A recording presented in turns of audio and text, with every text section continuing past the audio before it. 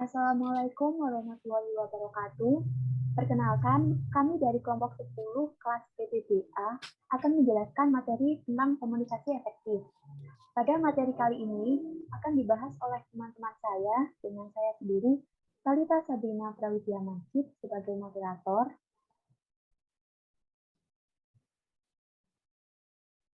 Taufik Budianto sebagai pemateri, Widodo Arto Saputra sebagai pemateri 2, saya Yulian Dwi Puspitasari sebagai pemateri 3. Selanjutnya, untuk materi komunikasi efektif akan dibawakan oleh Taufik Budianto. Kepada Taufik Budianto, waktu dan jaringan dipersilakan. baik, terima kasih atas waktunya. Komunikasi efektif adalah pertukaran informasi, ide, perasaan yang menghasilkan perubahan sikap sehingga terjalin sebuah hubungan baik antara pemberi pesan dan penerima pesan. Pengukuran efektivitas dari suatu proses komunikasi dapat dilihat dari tercapainya tujuan si pengirim pesan.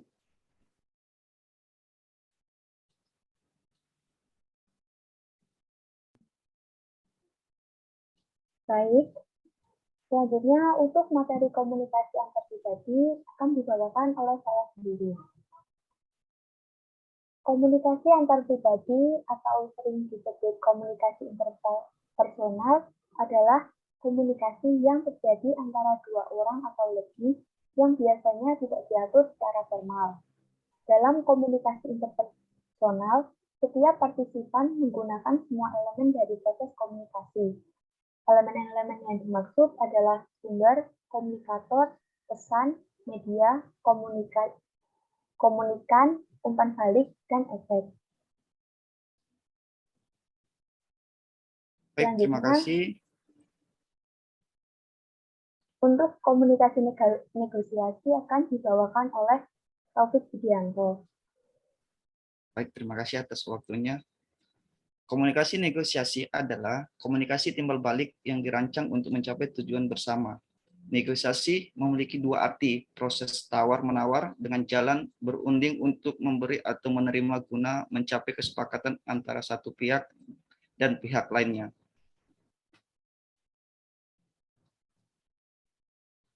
Selanjutnya, untuk komunikasi organisasi akan dijelaskan oleh Yulian Dwi Puspitasari. Untuk waktu dan tempat dipersilakan. Baik, terima kasih atas waktunya. Jadi, komunikasi organisasi merupakan bentuk pertukaran pesan antara unit-unit komunikasi yang berada di suatu organisasi. Seperti di contoh yang diperagakan oleh kelompok kami, nanti terdapat komunikasi organisasi yang membahas tentang hama tikus. Komunikasi dalam praktek terjadi saat semua anggota membicarakan permasalahan yang sedang dihadapi dan Pak Taufik memberikan solusi atas permasalahan tersebut.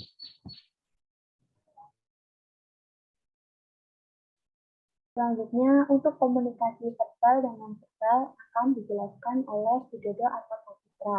Kepada Widodo Arto Saputra, waktu dan jaringan dipersilakan. baik, terima kasih atas waktu dan jaringan yang telah diberikan. Yang pertama yaitu komunikasi verbal. Komunikasi verbal yaitu komunikasi yang mengacu pada penggunaan bahasa baik lisan maupun tulisan. Secara umum, verbal yaitu menulis dengan bentuk lisan atau tulisan dengan menggunakan kata-kata. Yang kedua yaitu komunikasi nonverbal, yaitu melalui sarana atau kata-kata, misalnya bahasa gerak tubuh, badan, hingga keheningan. Selanjutnya, untuk komunikasi lintas budaya akan dibawakan oleh Widodo Arto Saputra. Kepada Widodo Arto Saputra, waktu dan jaringan dipersilakan. Kemudian komunikasi lintas budaya. Komunikasi lintas budaya yaitu di mana dialihkan ide atau gagasan suatu budaya kepada budaya yang lainnya ataupun sebaliknya. Hal ini bisa antara dua kebudayaan yang terkait maupun saling mempengaruhi satu sama lain, baik sebuah kebaikan kebudayaan maupun untuk menghancurkan suatu kebudayaan atau menjadi tahap awal akulturasi. Terima kasih. Selanjutnya, kesimpulan. Komunikasi dikatakan efektif jika pesan diterima dan dimengerti sebagaimana dimaksud oleh pengirim pesan. Ada perbuatan timbal balik yang dilakukan secara sukarela oleh penerima pesan dan dapat meningkatkan kualitas hubungan antar pribadi dan tidak ada hambatan. Tujuan dari komunikasi efektif adalah memberi kemudahan dalam memahami pesan yang disampaikan antara pemberi dan penerima sehingga bahasa lebih jelas, lengkap, pengiriman dan umpan balik seimbang, dan melatih menggunakan bahasa nonverbal secara baik.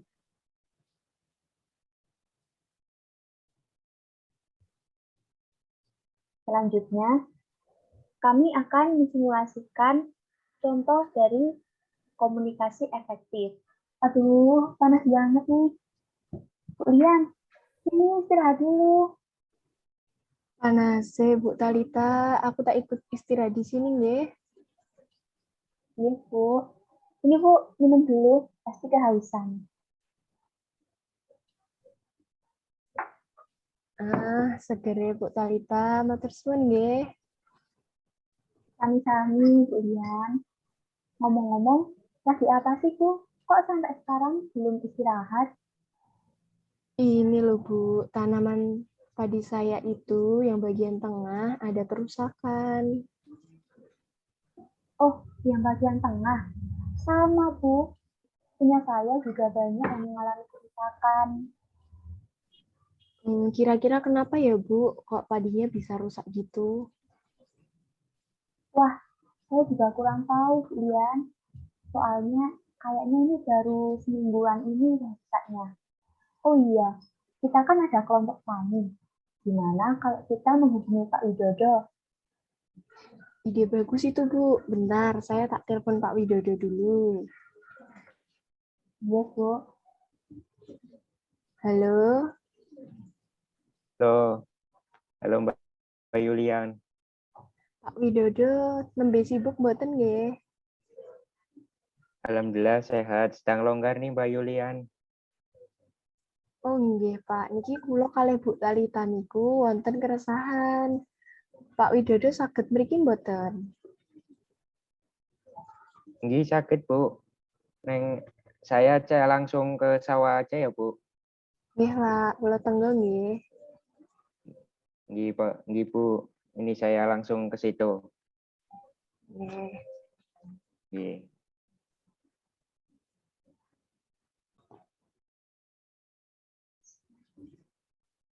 Bu Yuli, itu Pak Widodo udah datang. Assalamualaikum Bu. Kelihatannya lagi istirahat ya Bu. Iya nih, Pak. Saya dan Bu Talita sedang istirahat. Ngomong-ngomong sedang apa ya Bu? Ini loh, Pak. Jadi, tadi milik saya sama punya Bu Lian banyak yang rusak. Banyak padi kita yang patah dan terpotong-potong. Kira-kira tuh kenapa ya, Pak? Oh, yang sebelah itu ya. Ya tadi saya juga lihat. Kalau gitu kita datang ke rumah Pak Taufik aja Bu sebagai penyuluh. Sekaligus kita silaturahmi ke rumahnya. Gimana Bu? Wah, boleh tuh Pak, nanti habis dari sawah, kita ke sana bareng-bareng ya. Iya, setuju dengan ide Bu Talita. Mari Bu. Wah, itu kebetulan Pak Taufik datang. Tapi kita di sini, Pak.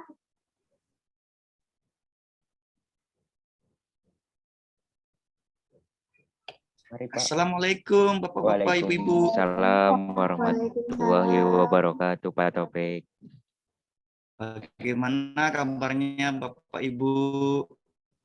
Baik, Pak.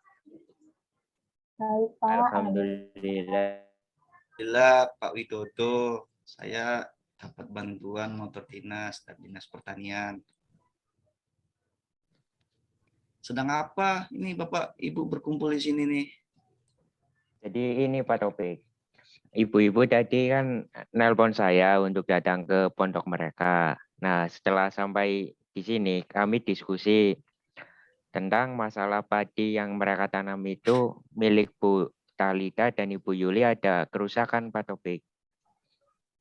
Oh gitu ya Pak Widodo. Gejala kerusakannya Ibu Yuli gimana nih? Gini Pak, padi saya itu banyak yang terpotong-potong gitu, bagian tengahnya banyak yang mengalami kerusakan. Oh gitu ya Bu Yuli. Jadi gini Bu, kalau dengar dari penyampaian Ibu, ciri-ciri kerusakan itu adanya serangan hama tikus Ibu Yuli. Oh ya, Ibu Talita juga masalahnya dengan Ibu seperti Ibu Yuli ya?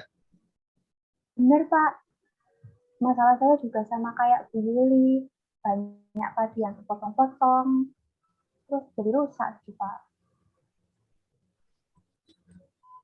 Baik, Bu, saran saya gini, cara pengendaliannya sih sebenarnya lebih optimal itu di saat sebelum musim tanam.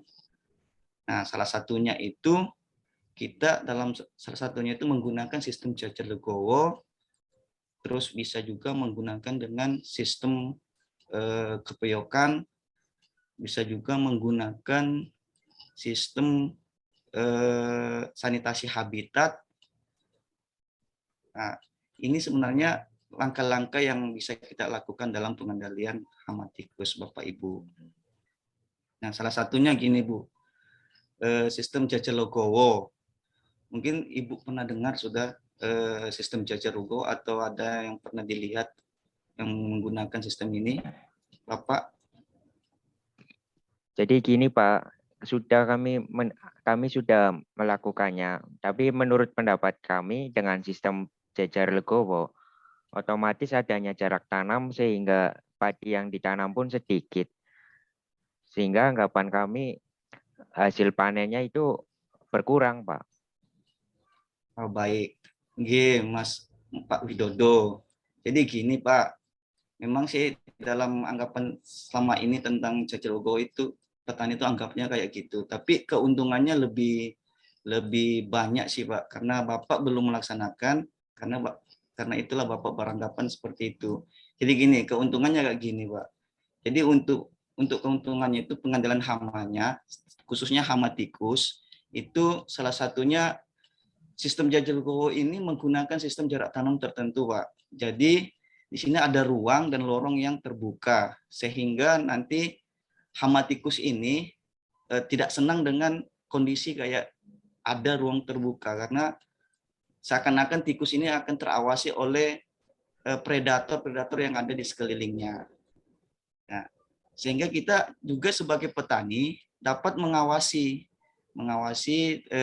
gerak-gerak tikus itu. Oh, itu ternyata di sini posisi tikusnya ada sarangnya. Nah, kita bisa melakukan pengendalian berikutnya. Oh, jadi gitu ya Pak. Baik Pak. Ya, Nah, Pak Widodo. saya mungkin akan mencoba metode tersebut ya Pak. Nah, Ibu-ibu, gimana setuju nggak dengan solusi yang diberi Pak Taufik tentang bagaimana penerapan jajar legowo, Bu, untuk mencegah hama tikus? Saya setuju sekali Pak dengan sarannya Pak Taufik, kalau memang benar itu akan menghasilkan panen yang banyak. Ya, Pak. Baik, Pak Taufik. Terima kasih. Kami akan menerapkan sistem itu pada masa tanam berikutnya. Siap, Ibu Bapak. Jadi untuk sementara ini pengendalian tikus yang Ibu Talita sama Ibu Yuli yang harus dilakukan adalah penggunaan dengan racun tikus. Seperti Petrokom. Petrokom itu jenis racun tikus yang sudah ditabletkan dengan campuran bahan makanan. Nah, ini bisa dilakukan dengan penyebaran di sekeliling lahan persawahannya ibu. Nah, ini nanti dilihat posisi serangannya itu apa, jalur masuknya tikus itu di mana. Jadi kita bisa sebar dengan sistem itu, Bu. Racun tikus itu kira-kira berbahaya untuk tanaman nggak ya Pak? Kalau untuk ke tanaman sih enggak, Bu. Dia sistemnya dia menyerang pada hama tertentu karena hama ini akan mengkonsumsi racun itu. Nah, kita tinggal menyebarkan di mana posisi-posisi yang kita anggap itu sebagai tempat habitatnya tikus, sehingga nanti saat tikus keluar mungkin dia tidak langsung ke padi kita, dia akan mendapat makanan itu, seakan-akan itu adalah makanannya. Setelah dia makan, nah ini akan membuat tikus akan mati.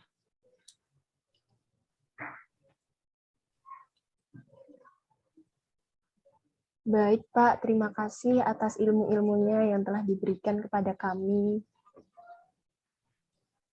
Ya, Pak. Terima kasih. Nah, semoga nanti bisa kami laksanakan ya, Pak. Ya, sama-sama. Nah, ini sedikit tambahan juga, Bapak, Ibu, sekilas informasi untuk Bapak.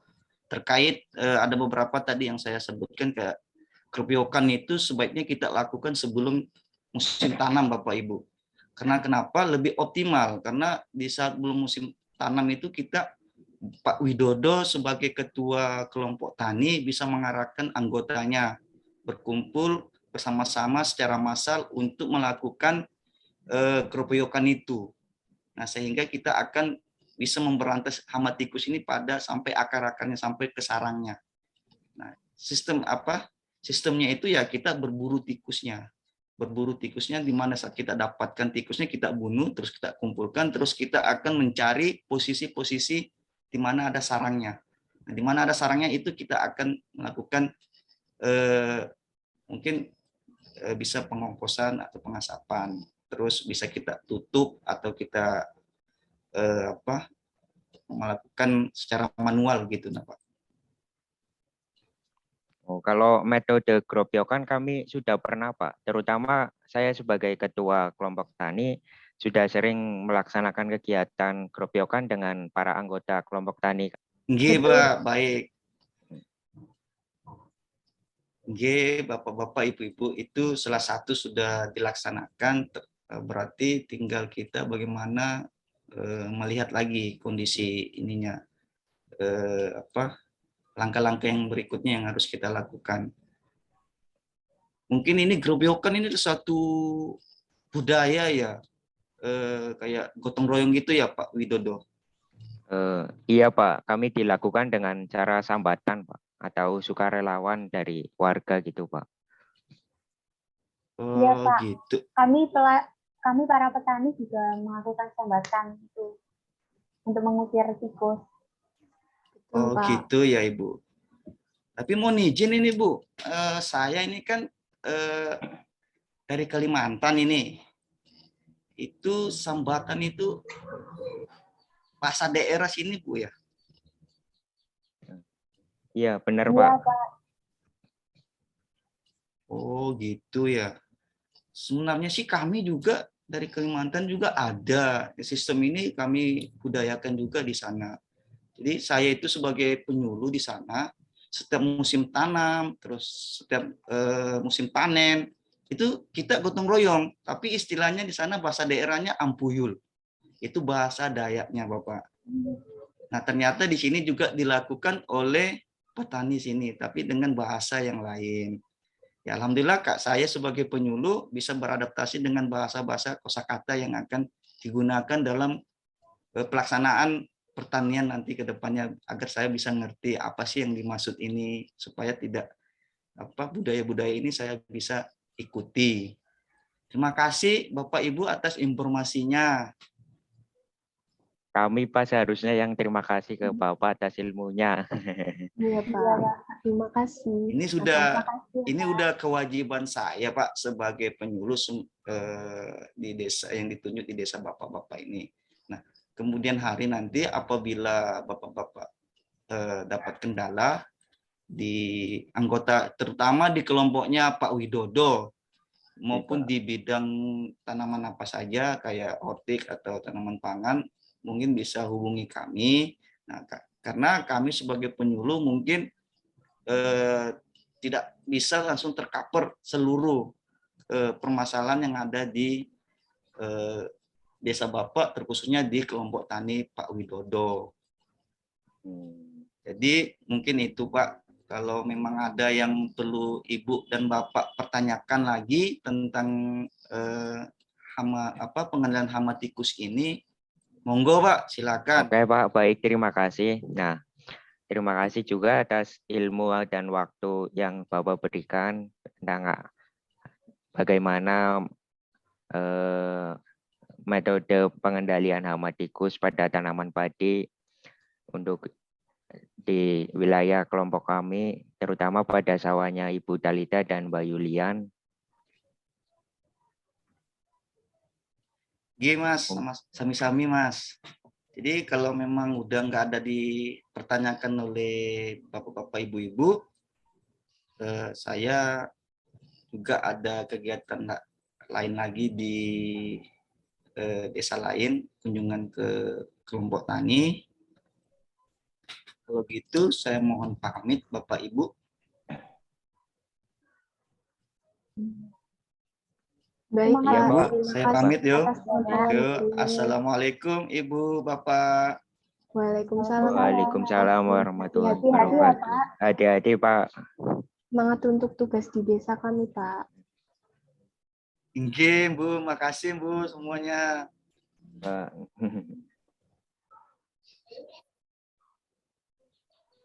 Jadi gimana Ibu-Ibu? Apakah akan menerapkan sistem yang sudah disebutkan tadi yang dijelaskan oleh Pak Taufik? Sudah, Pak Widodo, kami akan menerapkan sistem yang telah dijelaskan oleh Pak Taufik, salah satunya dengan jajar legowo. Wah, nggak kerasa udah sore nih, Pak. Bu, gimana kalau kita pulang karena ini juga mau hujan? Bener ini, Bu. Kita kan searah. Gimana kalau kita pulang bareng? Oh, sudah ya, Boleh, Bu. Bu. Oh ya, hati-hati ya, Bu Talita dan Bu Lian. Ya, terima kasih, Pak. Baik, Pak Widodo. Terima kasih atas ilmu-ilmunya dan terima kasih juga sudah menyempatkan waktu untuk mampir ke sini. Iya, Bu. Makasih juga waktunya, Bu, untuk sharing-sharing masalah ini. Nah, hati-hati di jalan ya, Bu Lian dan Bu Talita. Terima Ya, kasih. terima Pak kasih, Widodo. Pak.